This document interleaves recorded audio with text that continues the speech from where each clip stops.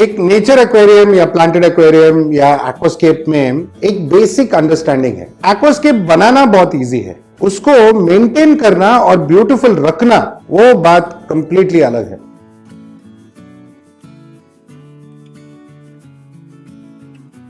आज के इस वीडियो में आप दो बात इंपॉर्टेंट समझने वाले हो। पहला, एक एक्वास्केप को सुंदर रखने के लिए क्या चाहिए होता है एंड आइडियल कंडीशंस क्या है। दूसरा, ये वाला एक्वास्केप में हम क्या टेस्ट कर रहे हैं, बिकॉज इसमें अभी 12 घंटे का लाइटिंग है, 4 गुना ज्यादा फर्टिलाइजर है, CO2 6 बबल्स पर सेकेंड। मतलब एक ये साइज का एक्वास्केप के लिए जितना चाहिए होगा उससे डबल या 4 गुना ज्यादा है, फिर भी हमें algae का इशू नहीं है। ये बात हम समझने वाले हैं।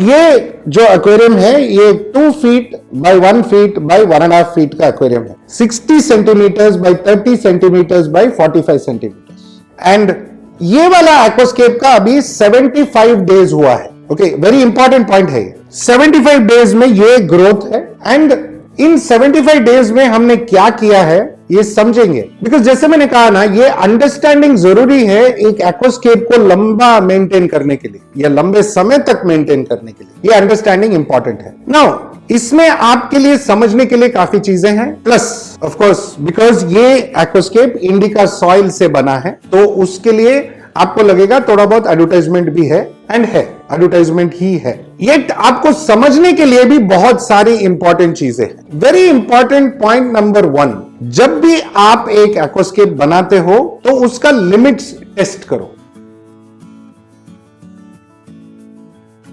लिमिट्स टेस्ट करने का मतलब क्या है? इन सिंपल टर्म्स, अगर आप एक बॉटल पानी पियोगे, दूसरा बॉटल पानी पियोगे, एक समय या एक टाइम ऐसा आएगा जब आपका पेट भर जाएगा एंड वो आपका लिमिट होगा, उससे ज्यादा पानी आप पी नहीं पाओगे। सिमिलरली एक एक्वास्केप में हर एक चीज जो आप यूज करते हो उसका एक लिमिटेशन होता है। नाउ अगर आप एक बिगिनर हो तो देन लिमिटेशंस पे काम मत करो। एक स्टैंडर्ड अंडरस्टैंडिंग, जो कुछ आप समझते हो कि हॉबी में क्या हो रहा है एंड जो सीनियर्स है या पॉपुलर हॉबीज है वो लोग क्या कर रहे हैं, मैं उसको फॉलो करूंगा, स्टैंडर्ड वही मेंटेन करूंगा और मैं हैप्पी रहूंगा। बट उसमें depending on what products you use आगे पीछे हो सकता है। लेकिन जब आप अपना लिमिट्स या टैंक का लिमिट्स टेस्ट करोगे तो आपको समझ में आएगा कि आप जो इंग्रेडिएंट्स यूज कर रहे हो या प्रोडक्ट्स यूज कर रहे हो या मटेरियल यूज कर रहे हो वो सही काम कर रहा है कि नहीं, एंड किस हद तक काम कर रहा है। कौन से पॉइंट पे algae आएगा, कौन से पॉइंट पे पर्लिंग शुरू होगा, कौन से पॉइंट पे फोटोसिंथेसिस सबसे ज्यादा होगा, कौन से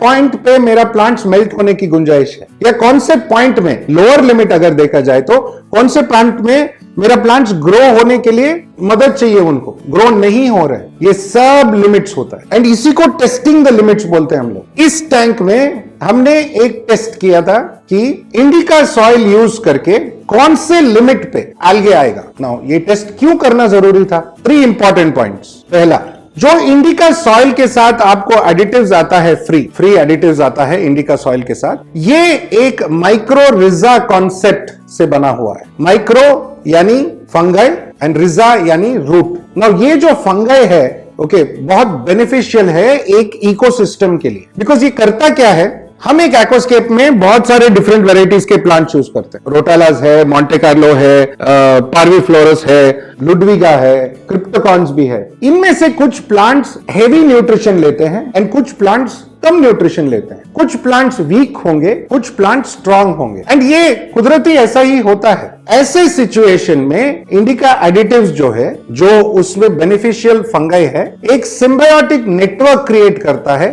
और जो भी हम फर्टिलाइजर ऐड करते हैं या जो खाद सॉइल में ऑलरेडी है उसको इवनली डिस्ट्रीब्यूट करता है। मतलब स्ट्रॉन्गर प्लांट से लेके वीकर प्लांट को देता है। बिकॉज स्ट्रॉन्गर प्लांट या बड़ा प्लांट से में क्या हो रहा है, फोटोसिंथेसिस अच्छे से हो रहा है एंड उसमें ग्लूकोज या शुगर बहुत जनरेट हो रहा है एंड वो स्टोर भी हो रहा है। वो प्लांट के लिए वो इमीडिएट जरूरी नहीं है, बट एक दूसरे प्लांट को अगर मिलेगा तो वो प्लांट भी स्ट्रांग होगा। सो इसको हम एक सिम्बायोटिक रिलेशनशिप बोलते हैं, एक नेटवर्क जो फंगाई क्रिएट करता है। सो ये वर्ल्ड में इकलौता ऐसा सॉइल है जिसमें ये एडिटिव्स का कॉम्बिनेशन है एंड ये कॉन्सेप्ट वर्ल्ड में इंडिका सॉइल में ही है। एडिशनली इंडिका सॉइल में ऐसे एलिमेंट्स हैं या कॉम्बिनेशन ऑफ एलिमेंट्स है जिससे या जो एल्गे को कंट्रोल करेगा। ये एलिमेंट्स एल्गे को आने से ही कंट्रोल करेगा। मतलब एक एक्वास्केप में कोई ना कोई एल्गे आने का चांसेस बहुत ज्यादा होता है, बिकॉज लाइटिंग ठीक नहीं है, CO2 ठीक नहीं है, फर्टिलाइजर ज्यादा है, कम है, वगैरह वगैरह। अभी बहुत सारे ब्रांड्स जो, अगर पहले की बात लें, जो ब्रांड्स मैं खुद प्रमोट करता था, मैं हमेशा आपको बोलता था कि 15 दिन में डायोटोम आएगा, एल्गे आएगा। इसमें मैं इजीली बोल सकता हूं कि एल्गे नहीं आएगा। अगर आपने सही सिस्टम फॉलो किया तो नहीं आएगा। वही लिमिट टेस्ट कर रहे हैं हम लोग कि कौन से पॉइंट पे एल्गे आएगा। बिकॉज आइडियल जो light timing versus CO2 versus fertiliser है, स्टैंडर्ड अभी समझो 6 to 7 आवर्स लाइटिंग अगर हो तो बस है। CO2 आप अगर 11 बजे से 3 बजे रखते हो तो बस है। CO2 अगर ऐसे वाले टैंक में 3 to 4 बबल्स पर सेकेंड रखते हो तो बस है। फर्टिलाइजर 1 ml फॉर 20 लीटर्स बस है। सो ये टैंक में अबाउट 80 लीटर्स है तो 4 ml बस है। And importantly good quality filtration, good amount of bacteria, good water circulation, ये सब जरूरी चीजें। नो, ये स्टैंडर्ड है। अगर मैं ये डाल दूं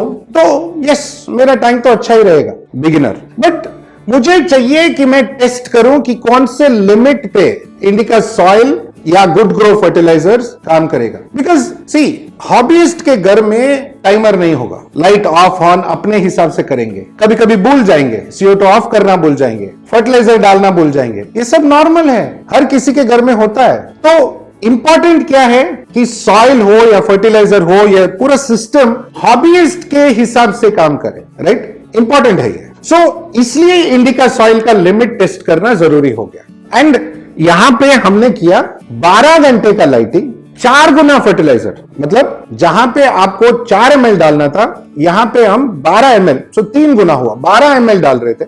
2 गुना CO2, 3 बबल के बदले 6 बबल पर सेकेंड, तो मतलब सब कुछ एक्सेस था। एंड एट दिस पॉइंट मैंने लाइट का सेटिंग चेंज किया। जब ये 12 घंटे लाइटिंग चल रहा था तो 50% यहां पे मैं चिरोस का लाइट यूज कर रहा हूं, 50% इंटेंसिटी पे है।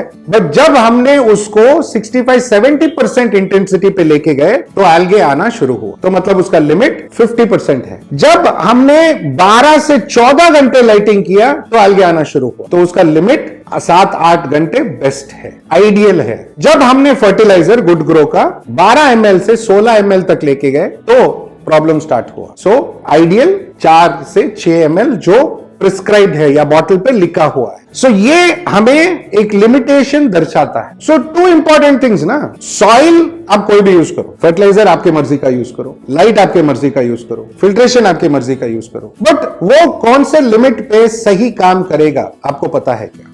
वो पता होना बहुत जरूरी है। तब जाके आपका ये इकोसिस्टम सिस्टमैटिकली या बैलेंस्ड एक इक्विलिब्रियम में चले। बिकॉज आपको उसके बारे में अभी समझ है कि भाई यहां पे प्रॉब्लम होने वाला है। सिंपल समझाता हूं, घर में मम्मी को कब तक छेड़ सकते हो? लिमिट। जब वो लिमिट क्रॉस करोगे ना तो चाटा पड़ेगा, जोर से पड़ेगा। सो लिमिट हम लोग टेस्ट करते ही है, चाटा पड़ा भी है। सिमिलरली यहां पे भी वो लिमिट को टेस्ट करो एंड फिगर आउट करो कि किस हद पे आपको प्रॉब्लम स्टार्ट होगा। देन आप अपना लिमिटेशन सेट कर सकते एंड आपका इकोसिस्टम बेस्ट चलेगा। नाउ ये टैंक में मैंने ऑलरेडी समझाया था कि आपको कि ये 75 डेज ओल्ड है। इंडिका सॉइल हमने यूज किया है, नीचे हमने स्पेशल सबस्ट्रेट यूज किया है, हमारा ये प्लांटराइट सीरीज का स्पेशल सबस्ट्रेट यूज किया है ताकि अच्छा बैक्टीरिया कॉलोनाइजेशन हो। एंड बैक्टीरिया के लिए हमने रूट बूस्ट प्लस यूज किया है, again to give ample amount of bacteria, oxygen increase करने के लिए। And special substrate of course bacteria के लिए जगह देता है तो कॉलोनाइज, प्लस हाइट देता है, थोड़ा टैंक में पीछे की तरफ थोड़ा हाइट देता है ताकि ये दिखे अच्छे से। ऑफ कोर्स ये इन कॉम्बिनेशन एक प्रॉपर फाउंडेशन बनता है आपका substrate system. Finally indica additives, मैंने ऑलरेडी एक्सप्लेन किया कि इंडिका एडिटिव्स करता क्या है। And then the soil. First 15 days हमने स्टार्ट फर्टिलाइजर यूज किया, first 15 days as prescribed. Then 15th to 75th day हमने ग्रो यूज किया। स्टार्ट जैसे नाम कहता है, पूरा सिस्टम को स्टार्ट करता है, किक स्टार्ट करता है, बैक्टीरिया देता है, उसमें बायो अवेलेबल कार्बन है जो बैकअप करता है, प्लांट्स को थोड़ा बूस्ट करता है। बिकॉज अगर कार्बन मिलता है तो फोटोसिंथेसिस बढ़ता है, तो मतलब प्लांट ग्रोथ क्विक स्टार्ट होता है। पहले माइक्रो रूट्स ग्रो होने के लिए शुरू होता है, देन जब वो 15 दिन बाद जब आप ग्रो फर्टिलाइजर यूज करते हो तो ट्रांसफॉर्मेशन शुरू होता है। बिकॉज यहां पे हमने काफी सारा टिश्यू कल्चर प्लांट्स यूज किया था जो इमर्स्ड ग्रोथ होते हैं एंड वो प्लांट्स सबमर्ज में कन्वर्ट करने के लिए या ट्रांसफॉर्म करने के लिए उनको थोड़ा मदद लगता है, वो फर्टिलाइजर वो काम करता है। एंड नाउ हम यूज करेंगे बूस्ट ताकि हाइट बढ़े। एक्चुअली 2 दिन से बूस्ट ही चल रहा है, हाइट बढ़ेगा एंड हमको अच्छा लुक आएगा जो हमें चाहिए। Finally after about 3 months boost use करके हम एंजॉय यूज करेंगे फर्टिलाइजर, जो आगे तक जब भी हम लोग को यूज करना है हम यूज करेंगे। एक ही फर्टिलाइजर है, ऑल इन वन है, कोई कंफ्यूजन नहीं है, सिर्फ वो टाइम फ्रेम में वो फर्टिलाइजर यूज करना है। ऑफ कोर्स बीच में हमने एक छोटा सा ट्रिमिंग किया है ताकि लेवल एडजस्ट हो, बस ज्यादा कॉम्प्लिकेशन कुछ नहीं है। एवरी वीक हम मेंटेनेंस करते हैं, वाटर चेंज करते हैं एंड इनिशियली जब स्टार्ट किया था तो